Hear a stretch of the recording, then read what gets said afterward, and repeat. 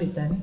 Et comme son nom l'indique, c'est une maison où les enfants sont appelés à vivre en famille. Ce n'est pas simplement un centre d'accueil. La maison Bethany a été créée pour donner un sens à la vie, aux enfants, la joie de vivre en famille, la joie de vivre en sécurité.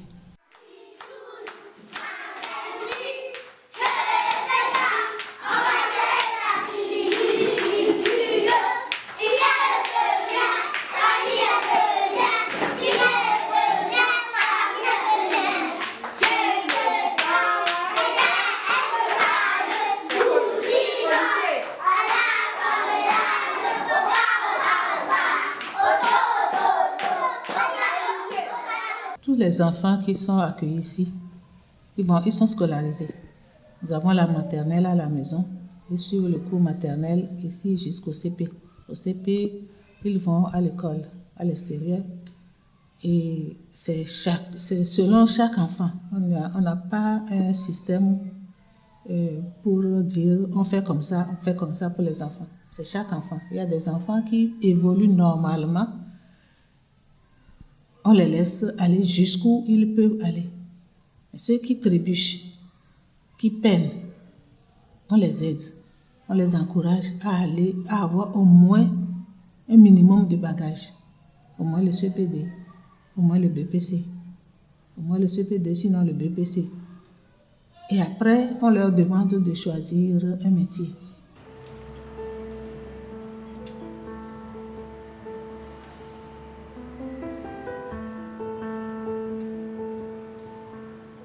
Voici l'une de mes élèves, Anastasia, elle vient de la maison Bethany.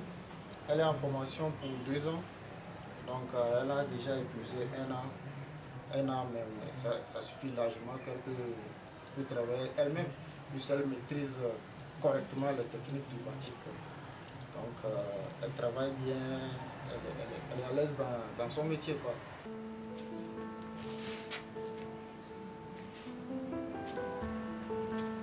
La formation, ça nécessite beaucoup d'avoir le goût au dessin. Tu dois avoir le goût au dessin. Si tu maîtrises bien le dessin, ta formation, ça passe vite. Parce que c'est la base du métier. Le pratique, c'est le dessin. Donc c'est ce que tu reproduis sur la maquette, c'est ça que tu vas reproduire sur le tissu. Donc il arrive des gens qui ne maîtrisent pas le dessin, mais on arrive à leur inculquer un peu le goût du dessin, comment schématiser, comment arriver à réaliser son dessin.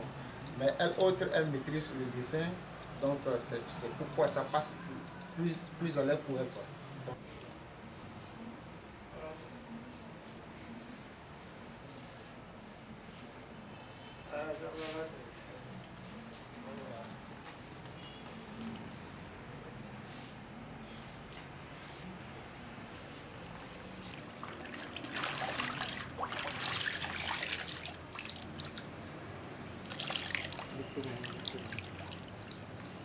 Donc voilà à peu près la réalisation d'un t-shirt en un temps record, quoi.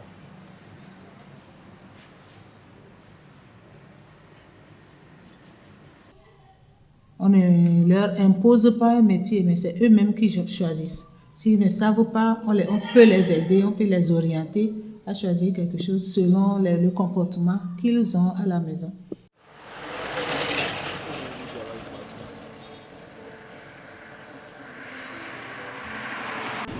Ouais.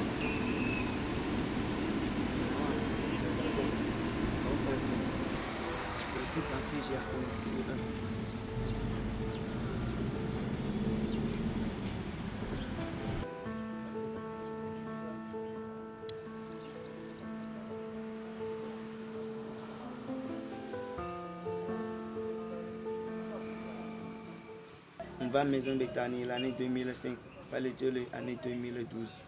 Donc, on va pas dans le Bénérois, jugement, il y a des problèmes. Donc, on va bien le jugement, il pas donc, il y a un jugement donc, on va tant que ma soeur n'a remis à mieux, on s'est appris et si ça coûte autant remis au va.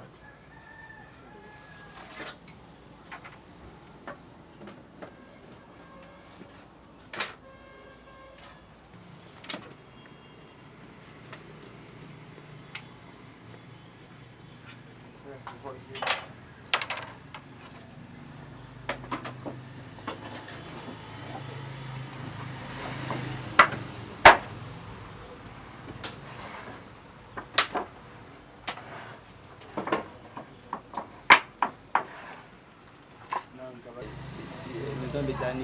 Bétanie, président Kudo, vice-président. Les employés Rémi Kudo, c'est Victoire.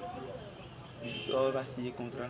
On les met en formation. Après la formation, on leur fournit tout le matériel qu'il faut pour pouvoir affronter la vie, pour pouvoir se débrouiller, être autonome. Bon, on les doit mettre les machines, qui me sortent tout en noir, des fonceuses. Les et après des fonceuses, on remeule. Donc on sort et on sort aider. Ceux qui ont encore des membres de famille, quelque part, on essaie de causer avec la famille, ces gens-là. S'il manque les moyens financiers, on leur promet de les appuyer pour qu'ils puissent reprendre leurs enfants. Mais ceux qui n'ont pas de famille du tout, ça nous est déjà arrivé de 2 cas. On leur loue une pièce en ville. Comme ça, ils peuvent se débrouiller et affronter la vie. Je suis arrivé au centre après la mort de mes parents, par une tante maternelle, paix à son âme. C'était en 2006 et j'avais 13 ans. Marc est un enfant orphelin de père et de mère qui a été laissé à la grand-mère qui est déjà âgée avec son frère Richard et son frère aîné. C'est ça, une tante de leur papa qui me les a amenés et qui est décédée peu de temps après.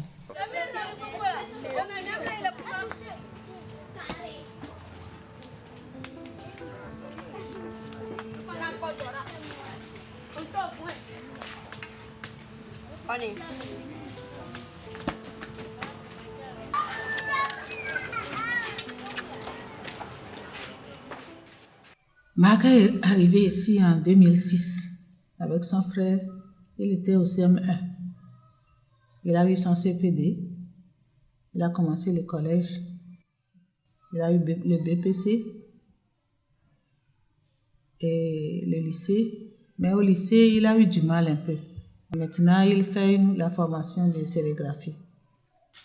Bon, je suis parti parce qu'il y a une loi qui stipule que tout enfant étant au centre à l'âge de 18 ans doit quitter le centre parce qu'il est considéré comme majeur.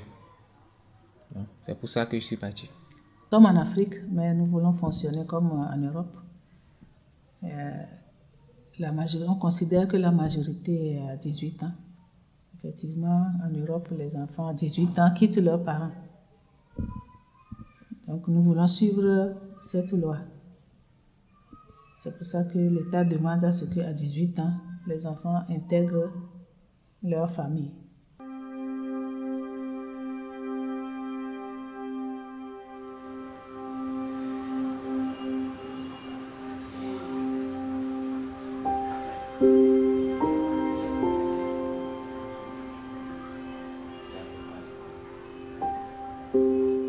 La question d'insertion est une question qui intéresse plusieurs disciplines, aussi bien l'assistanat social, aussi bien les psychologues, les médecins, les éducateurs spécialisés et aussi bien le politique, la nation, la société. Donc, tous ces acteurs doivent contribuer pour vraiment pouvoir œuvrer à l'insertion de nos jeunes.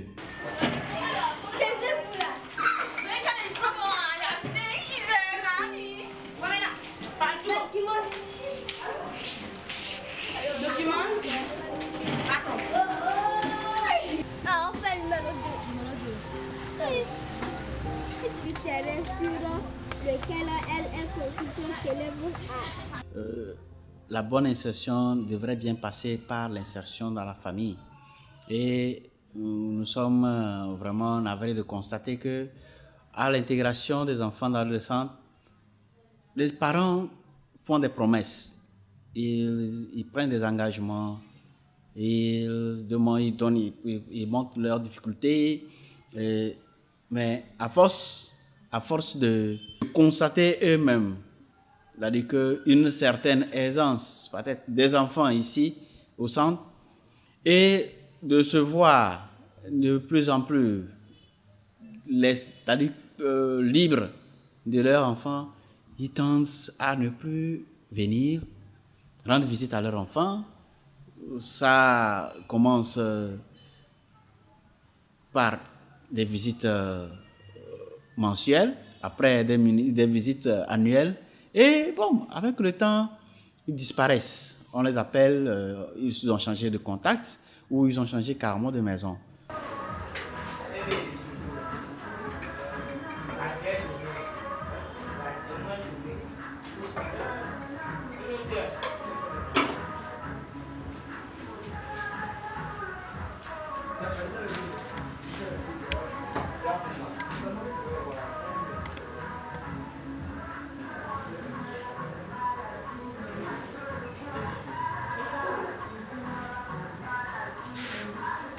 Étant toujours en formation, je ne suis pas totalement autonome parce que je dépends toujours du centre financièrement et c'est le centre qui paie ma formation.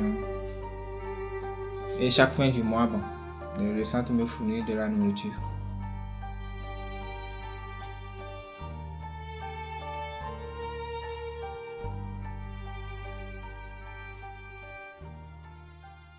Dès la première minute que j'ai mis mes pieds dehors, ils ont commencé par me manquer parce que bon, ça fait mal, très mal de quitter ceux qu'on considère comme ses amis, sa famille.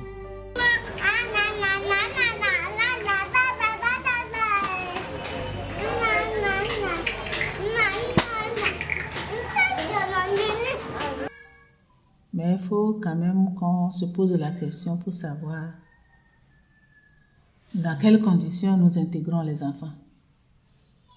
Un enfant qu'on a pris tout petit, qui a grandi et qui n'a pas une formation, qui n'a pas son avenir et qu'on laisse parce qu'il a 18 ans, on laisse, il va devenir quoi? Ça veut dire que tout ce que nous avons fait, ça ne sert à rien.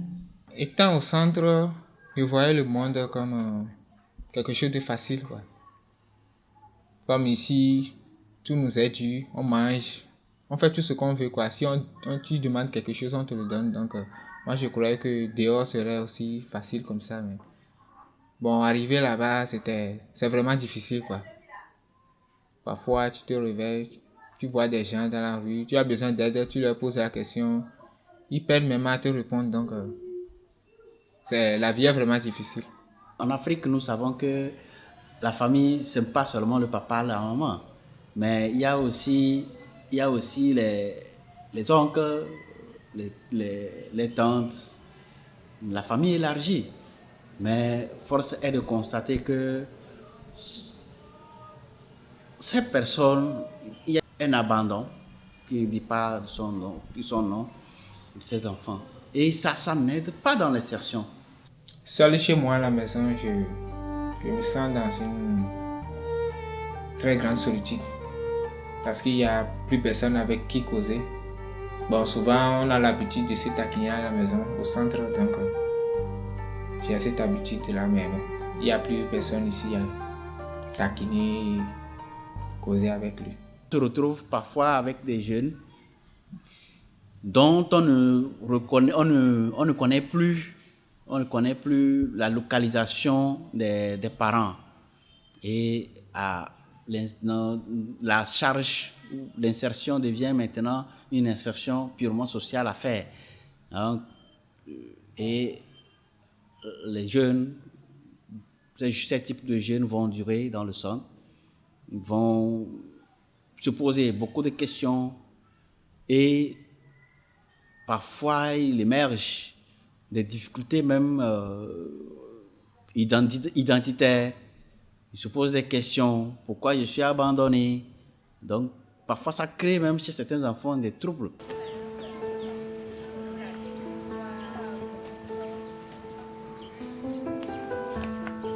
évidemment qu'un jour, je quitterai le centre pour faire seul face à la vie. Tout enfant de ce centre serait appelé un jour à quitter le centre, ce qui est une vérité incontestable. Et je sais que ce ne sera pas facile du tout, parce que j'aurai à rencontrer des obstacles et des situations différentes de celui que je vis au centre. Dans toutes les familles, tous les enfants sont appelés à quitter la famille un jour. C'est leur maison, mais ils sont appelés à se jeter dans la vie eux-mêmes, mais avec une charge, avec un métier pour pouvoir affronter la vie. S'il n'y a pas ça, donc on n'a rien fait, quoi.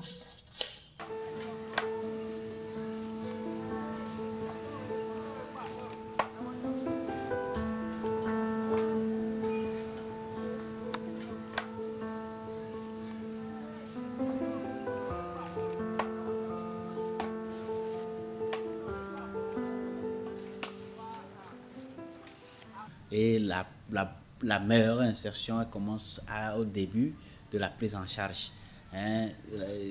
Pour vraiment qu'on arrive à former nos jeunes, à découvrir nos jeunes, à relever les bonnes capacités de nos jeunes, à les orienter, les amener à surmonter ce vécu, cette perception d'assister, d'abandonner. Donc pour moi, c'est une bonne décision, mais c'est à étudier. Moi, mon objectif, c'est que l'enfant soit adulte, ait une formation, ait quelque chose pour son avenir, et quand il sort de cette maison, il puisse vivre autonome. Donc nous pensons que si vraiment ces parents pouvaient nous aider, vraiment, ne serait-ce, même s'ils n'ont rien à apporter de physique, de matériel aux enfants, s'ils pouvaient nous amener, au moins rendre visite aux enfants, tisser des liens de proximité, les prendre en congé, en vacances, pour s'acclimater au climat familial, en vue de les permettre de mieux connaître aussi les origines. Ça nous permettrait vraiment de faire un travail de fond sur leur personnalité, de construire vraiment de bonnes personnalités qui vont servir à la fois leur famille, à la fois la société, à la fois le pays. Normalement, ce que nous faisons, je peux dire que c'est le travail, le devoir de l'État de le faire. Parce que ces enfants, c'est les enfants du pays, ils sont enregistrés à l'état civil. Et s'ils ont un avenir, c'est l'avenir du pays. Donc, on espère qu'eux aussi puissent nous appuyer, au moins financièrement, au moins matériellement, ou bien en personnes humaines. Ils peuvent nous fournir, par exemple, des éducateurs pour nous accompagner. Je parle de l'infirmerie maintenant. Si on a une infirmerie, nous donner des infirmiers, qu'on ne soit pas tout le temps en train de chercher des fonds pour pouvoir payer le personnel. Je pense que l'État devrait peut-être accentuer, peut-être certainement le faire, mais elle devrait accentuer des sensibilisations dans ce sens pour permettre à toutes les structures en place de pouvoir vraiment bénéficier de tout ce qu'elle a mis en place. L'État pouvait aussi nous aider beaucoup plus aussi en mettant en place des structures d'intégration comme les centres de formation et autres au prix adapté. Mais les partenaires, ce qu'on attend d'eux, c'est un accompagnement.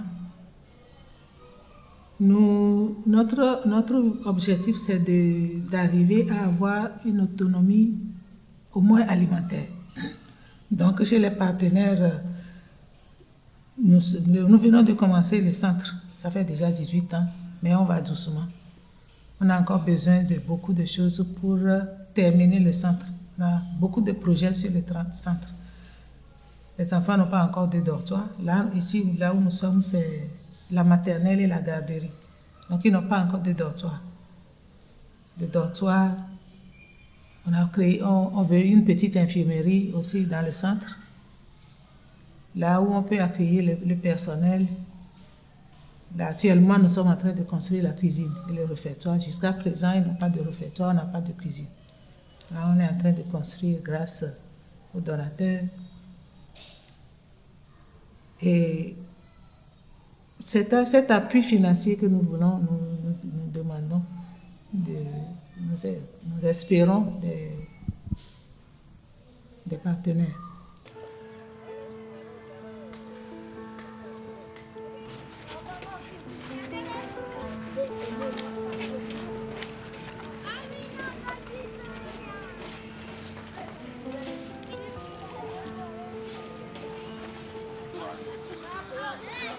Au niveau de la société, j'aurais besoin de plus d'attention et d'affection pour faciliter notre coopération. Et au niveau des partenaires, j'aurais besoin de plus de soutien pour atteindre mes objectifs. L'encouragement aux enfants, le conseil qu'ils peuvent prodiguer aux enfants, qu'ils prennent les enfants comme leurs propres enfants. Et chacun qui connaît cette maison, prennent la maison, qui prennent les enfants comme leurs propres enfants. J'ai besoin que la société soit indulgente, patiente et gentille avec moi pour que je m'intègre bien. Parce que j'ai beaucoup de choses à apprendre. On ne finit jamais d'apprendre.